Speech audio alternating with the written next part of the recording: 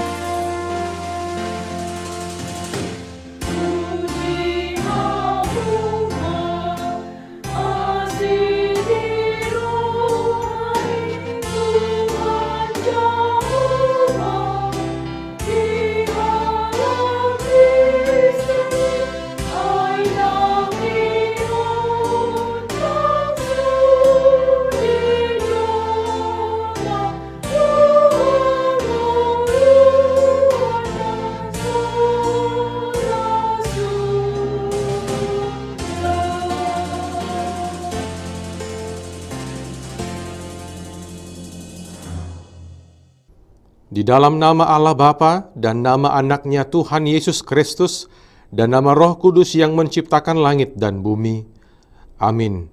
Allah menentang orang-orang yang congkak, tetapi mengasihani orang yang rendah hati. Haleluya.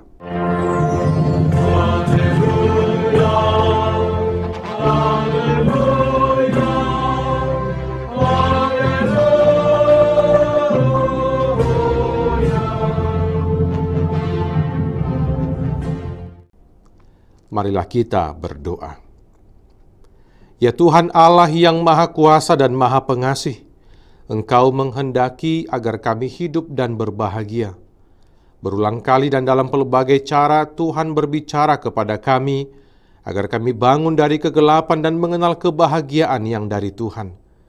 Karena itu kami merendahkan diri dan memohon kepadamu, berikanlah kami Roh Kudus, agar kami percaya akan kasih-Mu, dan mendengar firman-Mu yang menjadi dasar pengharapan kami akan hidup yang kekal, yang Engkau sediakan di dalam Yesus Kristus Tuhan kami. Amin. Marilah kita bernyanyi dari buku Ene nomor 200 ayat 3, di Surgodo Ale Aleta.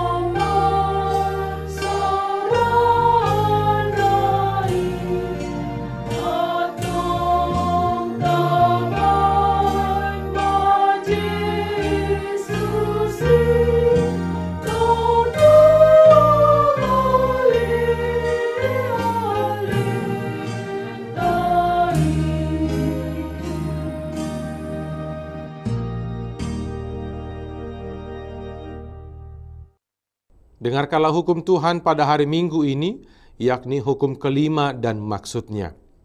Hukum kelima, hormatilah bapa dan ibumu agar engkau berbahagia dan lanjut umurmu di bumi yang diberikan Allah kepadamu. Maksudnya adalah, kita harus takut serta kasih kepada Allah.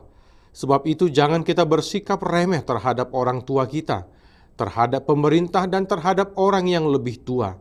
Jangan kita menimbulkan kemarahan mereka, tetapi hendaklah kita selalu menghormati dan mengasihi mereka, menuruti dan menyelami jiwa mereka, serta senantiasa berbuat baik kepada mereka. Demikian hukum Tuhan. Marilah kita meminta kekuatan dari Tuhan. Ya Tuhan Allah, kuatkanlah kami melakukan yang sesuai dengan hukum-Mu. Amin. Kita bernyanyi dari buku Ende nomor 166 ayat 2, Ai Beasa di Balian.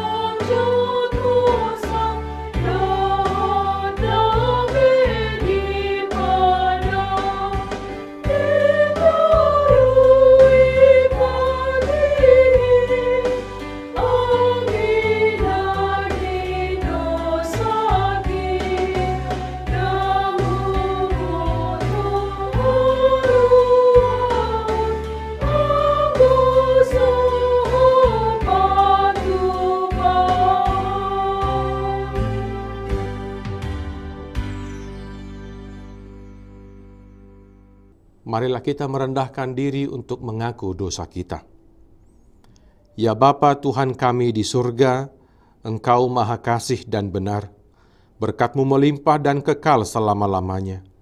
Kasihanilah kami ya Tuhan. Lupakanlah segala kejahatan dan dosa kami. Kami sering berbuat dosa terhadap Engkau dan membangkitkan amarah-Mu, karena kami sering melanggar hukum-Mu. Limpahkanlah kasih sayang-Mu kepada kami, dan berkatilah kami dengan pertolongan-Mu. Ya Tuhan Allah, sumber kebahagiaan kami, ampunilah segala dosa dan pelanggaran kami di dalam anak-Mu, Tuhan Yesus Kristus Juru Selamat kami. Amin.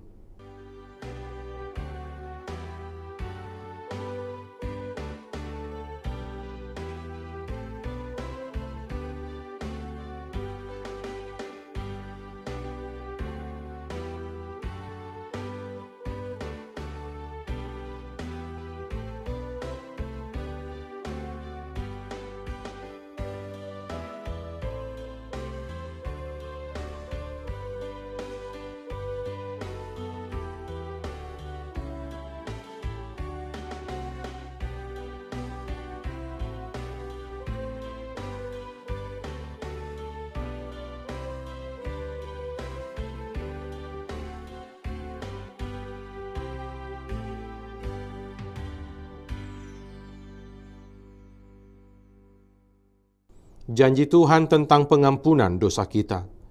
Karena begitu besar kasih Allah akan dunia ini, sehingga Ia telah mengaruniakan anaknya yang tunggal, supaya setiap orang yang percaya kepadanya tidak binasa, melainkan beroleh hidup yang kekal. Kemuliaan bagi Allah di tempat yang maha tinggi. Amin. Kita bernyanyi dari buku Ende nomor 715 ayat 1, Balgado Holong Mi.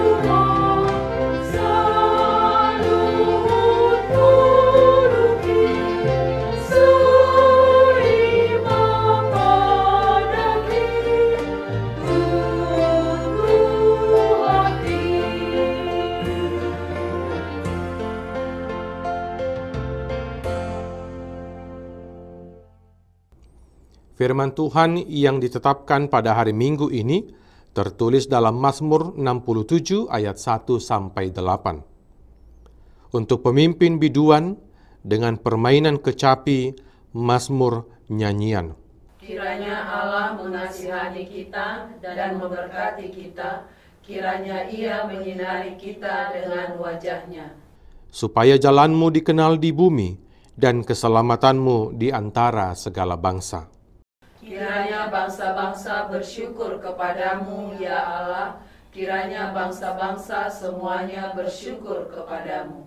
Kiranya suku-suku bangsa bersukacita dan bersorak-sorai, sebab Engkau memerintah bangsa-bangsa dengan adil dan menuntun suku-suku bangsa di atas bumi.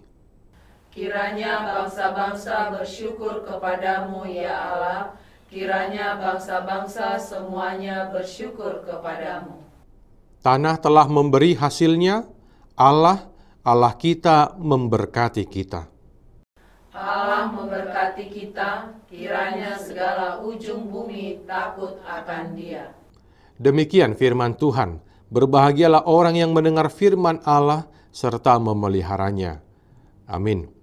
Kita bernyanyi dari buku Ende nomor 463 ayat 1, Pasu-pasum tongosonmu.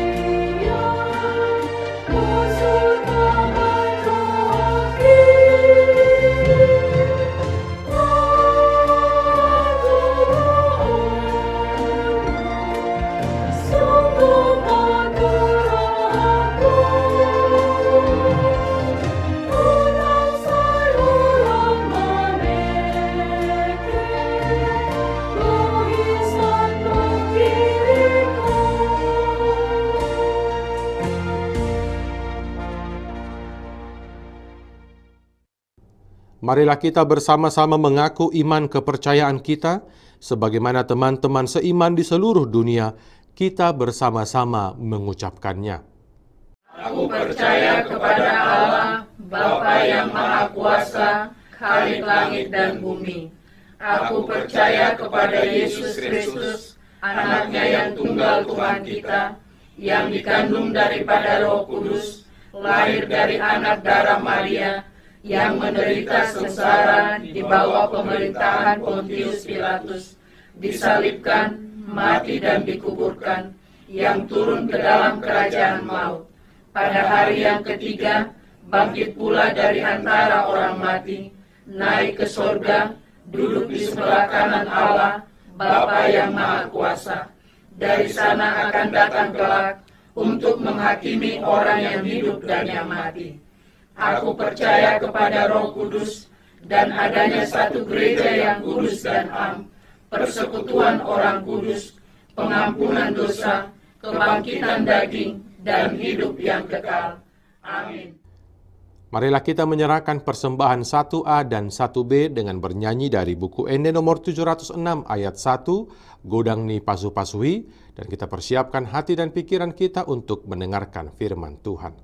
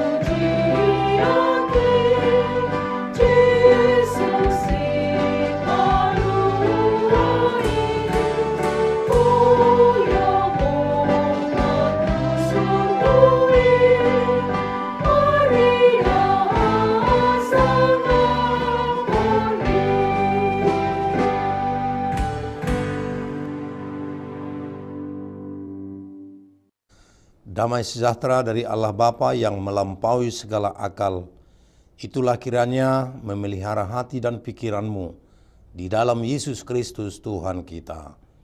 Amin. Bapak Ibu saudara yang terkasih dalam Yesus Kristus, firman Tuhan yang menjadi khotbah kita dalam ibadah minggu hari ini tertulis dalam kitab Roma pasal 11 ayat yang pertama dan 2a, kemudian dilanjutkan dengan ayat 29 sampai dengan ayat 32. Demikian firman Tuhan. Maka aku bertanya, adakah Allah mungkin telah menolak umatnya? Sekali-kali tidak, karena aku sendiri pun orang Israel, dari keturunan Abraham, dari suku Benjamin. Allah tidak menolak umatnya yang dipilihnya. Sebab Allah tidak menyesali kasih karunia dan panggilannya. Sebab sama seperti kamu dahulu tidak taat kepada Allah, tetapi sekarang beroleh kemurahan oleh ketidaktaatan mereka. Demikian juga mereka sekarang tidak taat, supaya oleh kemurahan yang telah kamu peroleh, mereka juga akan beroleh kemurahan. Sebab Allah telah mengurung semua orang dalam ketidaktaatan, supaya Ia dapat menunjukkan kemurahannya atas mereka semua. Demikian firman Tuhan. Bapak Ibu saudara yang terkasih dalam Yesus Kristus, khotbah ini memberikan penjelasan tentang dasar teologi ajaran Paulus. Tentang dirinya, Paulus mengatakan bahwa ia adalah seorang Israel yang sejati. Ia keturunan Abraham dari suku Benjamin. Dan Paulus bangga dengan hal itu. Namun kebanggaan itu berubah dengan pengakuan baru. Bahwa pekabaran Injil bukan hanya dinyatakan kepada orang Yahudi saja, melainkan juga kepada orang Yunani. Kemurahan Allah dianugerahkan bahkan kepada yang tidak taat, sehingga Allah membuka tangannya kepada semua orang tanpa penolakan. Injil untuk semua bangsa. Itulah yang ditampilkan Rasul Paulus dalam kitab Roma pasal 11 ini. Dan hal itu sesuai dengan pengharapan dalam perjanjian lama. Injil itu dibangun atas dasar perjanjian lama, di mana Israel adalah penerima awal berkat Allah. Dalam kitab Roma pasal 9 ayat 4 sampai dengan 5 dikatakan, mereka telah diangkat menjadi anak, dan mereka telah menerima kemuliaan dan perjanjian-perjanjian, dan hukum Taurat, dan ibadah, dan janji-janji. Mereka adalah keturunan bapa-bapa leluhur yang menurunkan Mesias dalam keadaannya sebagai manusia yang ada di atas segala sesuatu. Tetapi kemudian yang dipertanyakan Paulus dalam pasal 9 sampai 11, pertanyaannya adalah, mengapa dari bangsa yang dikuduskan oleh Allah ini hanya sedikit yang percaya kepada Yesus? Bahkan tadi seperti yang kita baca dalam Roma 11 ayat 1 sampai 2, Paulus berkata, apakah ketidaktaatan Israel yang menolak Injil berarti bahwa Allah menolak Israel? Paulus menunjuk kepada dirinya sendiri bahwa ia adalah contoh konkret orang Israel yang percaya kepada Kristus. Maka ia menegaskan bahwa Allah adalah setia. Bagaimanapun keadaan umat Israel, Allah tidak akan mengingkari pilihannya. Meskipun orang Israel sebagai umat pilihannya tidak setia, Allah tetap setia. Untuk itulah Rasul Paulus menegaskan bahwa manusia memperoleh keselamatan itu bukan karena usaha manusia, tetapi itu mutlak karena anugerah Allah. Bapak Ibu, dalam ayat 29 sampai 32, Paulus menjelaskan bahwa anugerah Allah tersebut tidak akan dicabut oleh Allah. Ketidaktaatan Israel memberi peluang bagi bangsa-bangsa lain untuk bertobat. Dan Paulus berharap bahwa pertobatan bangsa-bangsa lain akan mendorong Israel untuk bertobat juga. Rasul Paulus berkata, kamu dahulu tidak taat kepada Allah, tetapi sekarang beroleh kemurahan oleh ketidaktaatan mereka. Ayat 30. Pintu keselamatan terbuka bagi umat Israel melalui kemurahan Allah, sebagaimana Ia berikan kepada bangsa-bangsa lain juga. Kasih Allah terbuka kepada semua ciptaannya dan kepada semua bangsa. Allah sedemikian inklusifnya dalam menyatakan kasih penyelamatannya. Dari bagian ini kita bisa melihat hal yang penting sekali. Alkitab memberitahukan kepada kita sebelum Tuhan Yesus datang kedua kali, Injil harus dikabarkan sampai ke segala suku bangsa. Dan bukan itu saja. Di sini kita bisa melihat Allah membuka satu kesempatan di mana ada banyak orang Yahudi akan mendengar Injil, menerima dan percaya Tuhan Yesus sebelum Ia datang kedua kali. Artinya, berdasarkan apa yang Paulus nyatakan ini, akan terjadi satu masa ketika bangsa Israel secara mayoritas dan jumlah yang sangat banyak akan menerima dan percaya kepada Tuhan Yesus Kristus sebelum kesudahan itu terjadi. Inilah yang menjadi penegasan Rasul Paulus bahwa semua orang berhak mendapat keselamatan dari Allah melalui kasih-Nya yang universal. Kasih keselamatan Allah dinyatakan bagi semua bangsa yang percaya dan taat kepadanya.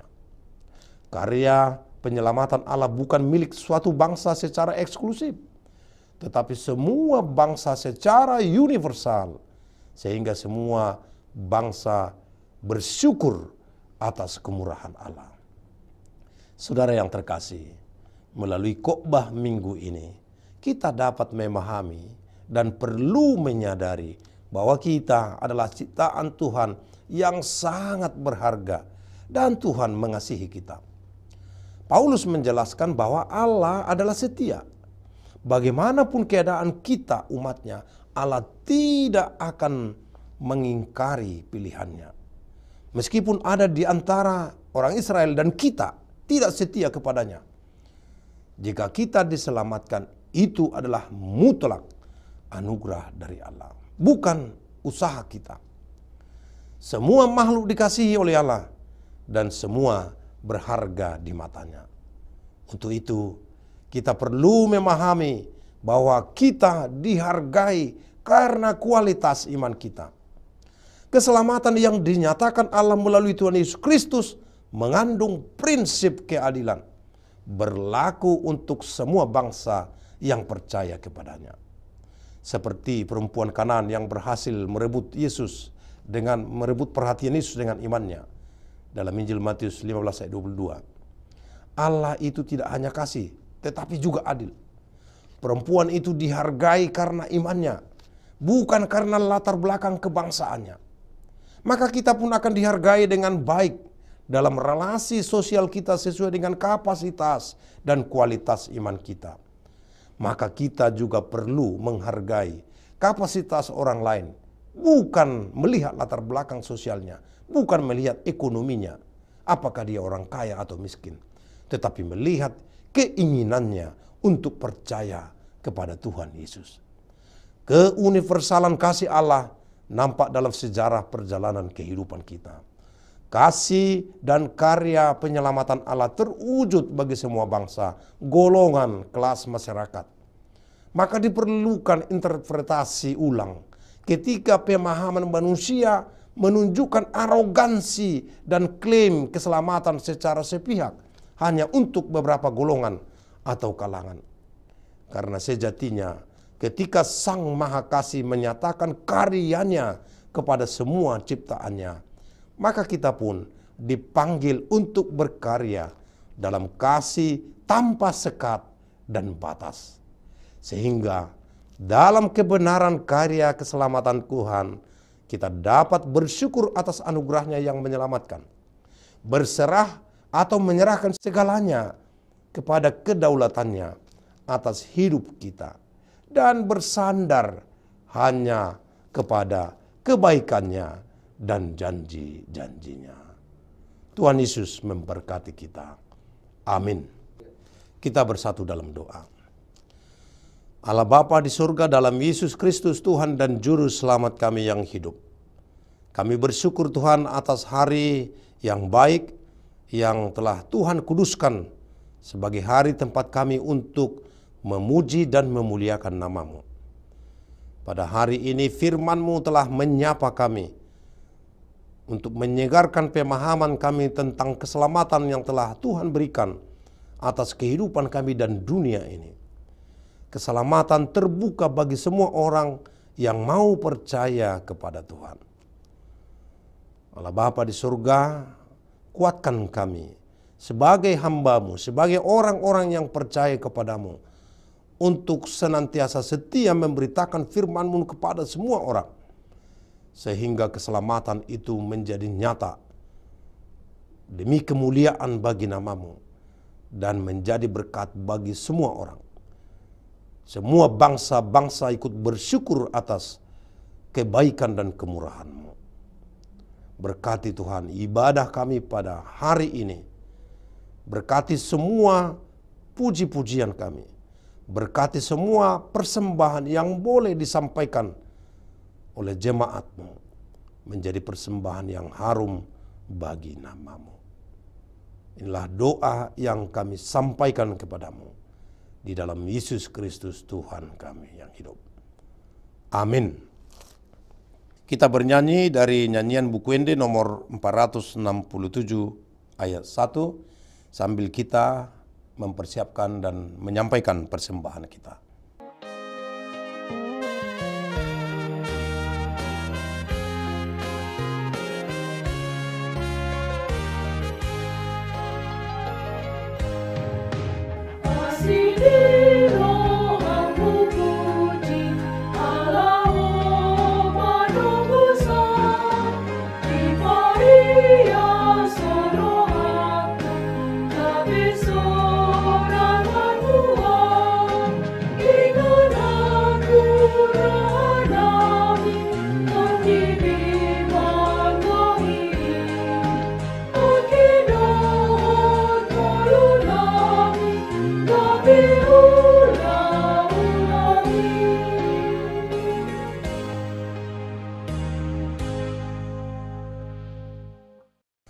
Marilah kita berdoa untuk menyerahkan persembahan kita kepada Tuhan.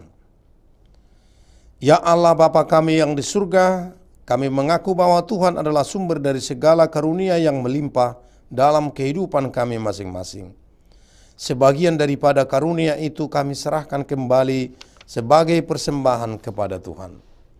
Terimalah dan berkatilah persembahan umat-Mu ini, agar dapat kami pergunakan untuk pekerjaan dan pelayanan kerajaan Tuhan di dunia ini.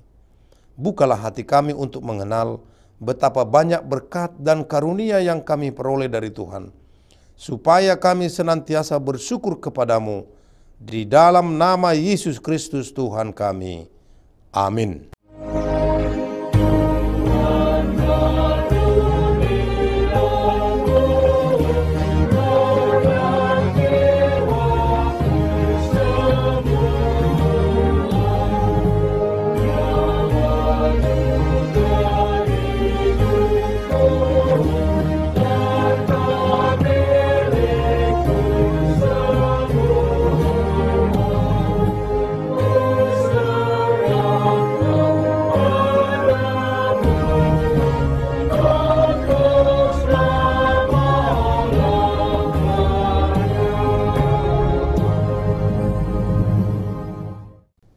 Bapa kami yang di surga, dikuduskanlah nama-Mu, datanglah kerajaan-Mu, jadilah kehendak-Mu di bumi seperti di surga. Berikanlah kami pada hari ini makanan kami yang secukupnya, dan ampunilah kami akan kesalahan kami, seperti kami juga telah mengampuni orang yang bersalah kepada kami. Dan janganlah membawa kami ke dalam pencobaan, tetapi lepaskanlah kami daripada yang jahat.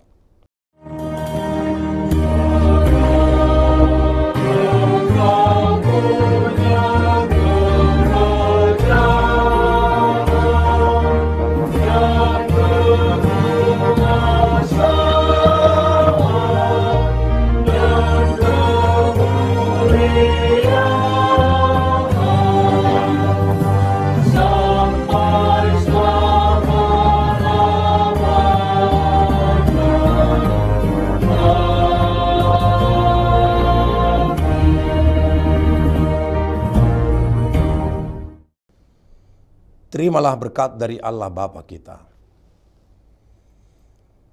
Tuhan memberkati engkau dan melindungi engkau. Tuhan menyinari engkau dengan wajah-Nya dan memberi engkau kasih karunia. Tuhan menghadapkan wajah-Nya kepadamu dan memberi engkau damai sejahtera.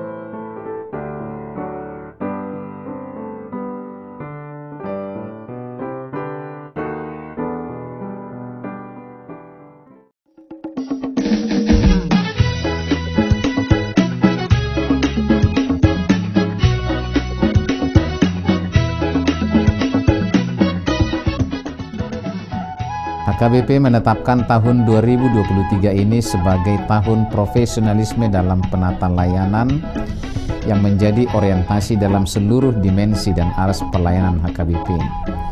Orientasi pelayanan ini adalah sebagai upaya menunaikan panggilan gereja secara profesional dengan terang tema, kerjakanlah keselamatanmu dengan takut dan gentar, dari Filipi 2 ayat 12, dan subtema mewujudkan penata layanan Hajuara Bagason yang profesional di tengah-tengah gereja dan masyarakat demi pelayanan jemaat dan penata layanan keuangan untuk menjadi gereja lebih mandiri, berkeadilan, bersukacita, dan meneladani Kristus.